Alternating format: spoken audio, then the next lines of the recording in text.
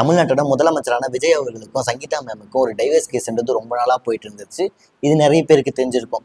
இவங்க 2 பேருக்கு என்ன பிரச்சனைன்னு சொல்லிட்டு சங்கீதா மேம் சொல்றாங்க அப்படின்னா, தமிழ்நாட்டோட முதலமைச்சரான விஜய் அவர்கள் என்ன கூட கல்யாணம் ஆனதுக்கு அப்புறம் ஒரு நடிகையை கூட ரொம்ப க்ளோஸா இருக்கிறாங்க. இதை நான் எத்தனையோ முறை விஜய் அவர்கள் கிட்ட சொல்லியிருக்கேன். ஆனாலுமே அவங்க இதை அவங்க காதலியே போட்டுக்காம மீண்டும் மீண்டும் அவங்கள கூட க்ளோஸா இருக்காங்க. இது எனக்கு சுத்தமா பிடிக்கல. அதனாலதான் இந்த டைவர்ஸ்ன்றது எனக்கு வேணும் அப்படின்னு சொல்லிட்டு கோர்ட்ல வந்து பாத்தீங்கன்னா எலெக்ஷன் நடக்கிறதுக்கு ஒரு 3 மாசத்துக்கு முன்னாடி பிப்ரவரி மாசம் வந்து பாத்தீங்கன்னா சங்கீதா மேம் கோர்ட்ல வந்து பாத்தீங்கன்னா இந்த கேஸ் போடுறாங்க. போட்டுட்டு ஒரு 4-5 மாசமா இந்த கேஸ்ன்றது அப்படியே நிலுவையிலே இருக்கு.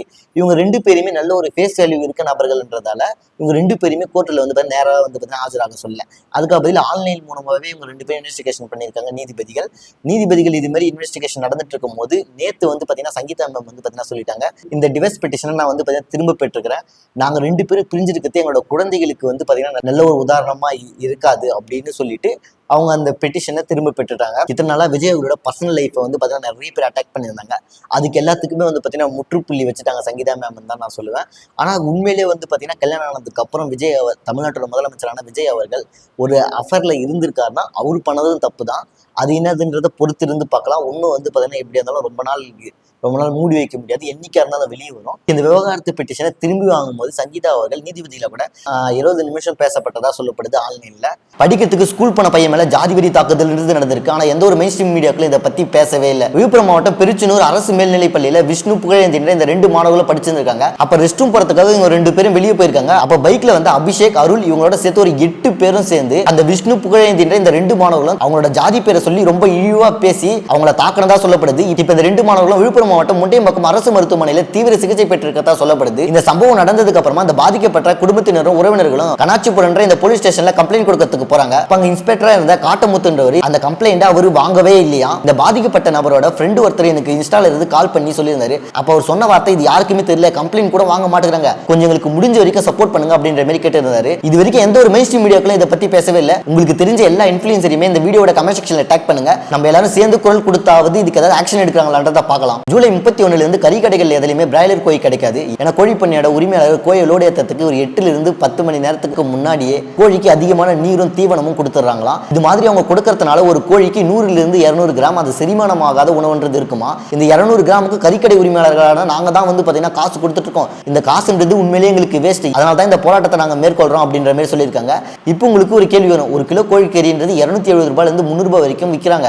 அப்படி இருக்கிறப்ப மினிமம் 200 ரூபாவது அந்த கோழி பண்ணை உரிமையாளர்களுக்கு போயிடும். அப்புறம் எதுக்காக இவங்க அது மாதிரி பண்றாங்கன்ற ஒரு கேள்வின்றது வரும். ஆனா இந்த 200 ரூபான்றது கோழி பண்ணை உரிமையாளர்களுக்கு போகாது. கோழி பண்ணை உரிமையாளர்களுக்கு போறதுன்றது ஒரு கிலோ பிராய்லர் கோழிக்கு 6 ரூபாயில இருந்து 7 ரூபாய் வரைக்கும் தான் கோழி பண்ணை உரிமையாளர்களுக்கு போகும். மீதி இருக்க தொகைன்றது இந்த டீலருக்கு தான் போகும். அந்த கோழி குஞ்சு வளர்க்கத்துல இருந்து அது தீவனம், அதுக்கப்புறமா டிரான்ஸ்போர்ட், அந்த இடைத்தரகருக்கும் இவ்வளவு செலவுன்றது இருக்கு. இப்போ ஒரு கிலோ பிராய்லர் கோழிக்கு 7 ரூபாய் கொடுத்தா கூட உங்களுக்கு லாபம் தானே. அவங்க வளர்க்குறாங்க தானே, அந்த கோழிக்கு தேவையான தீவனம் எல்லாம் இந்த இன்டர்மீடியேட்டரே பார்த்துப்பாங்களே அப்படின்னு கேட்டீங்கன்னா, ஒரு 10,000 கோழிகள் வளர்க்கணும்னா அந்த 10,000 கோழிகளுக்கான கோழி பண்ணைன்றது கட்டுற செலவு இருக்கு தெரியுமா.